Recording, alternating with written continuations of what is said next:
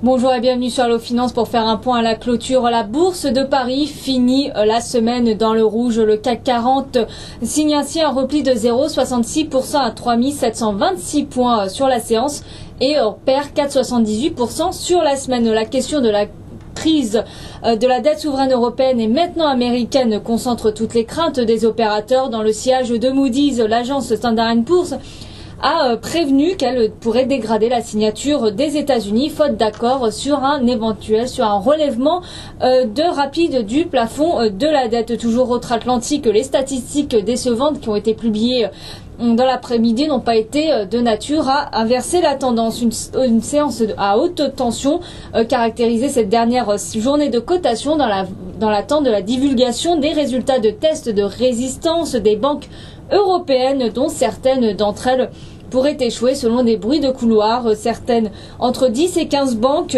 seraient en mauvaise posture en Allemagne, en Espagne ou en Grèce. La séance de la journée a été également marquée par un regain de volatilité pour la journée des trois sorcières, correspondant à l'arrivée à l'échéance des contrats à terme sur actions et indices en Europe et aux États-Unis.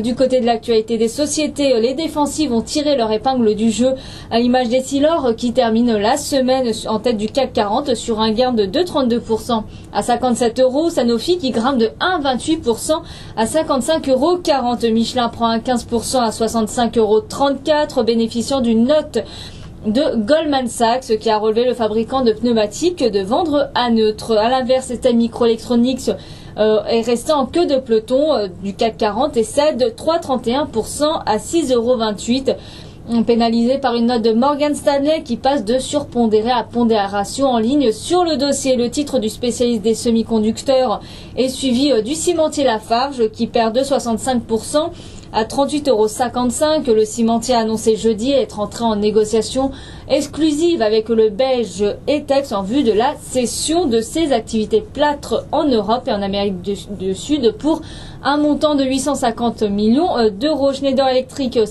rétrocède de 16% à 104,15 €. Exane BNP Paribas a abaissé son objectif de cours sur la valeur de 140 à 133 €. Le secteur bancaire reste sous pression dans l'attente de la publication des tests de résistance du secteur bancaire européen. Crédit Agricole plie de 3,06% à 8,47 €. Natixis redonne de 97% à 3,19 €. Société Générale plie de 2,29% à 34,70 € et BNP Paribas cède de 1,67% à 45,28 €. Par ailleurs, Goldman Sachs a retiré BNP Paribas de sa liste des valeurs favorites, tout en maintenant sa recommandation à l'achat. Sur le marché d'échange, l'euro est stable face au dollar à 1,4139. Le baril de pétrole reprend du terrain. Le WTI grimpe de 1,63% à 97,26 $, tandis que le Brent progresse de 0,81% à 117,22 $. L'or remonte pour se négocier à 1583 $ l'once. Voilà ce qu'on pouvait dire à la clôture. Passez un excellent week-end et à lundi.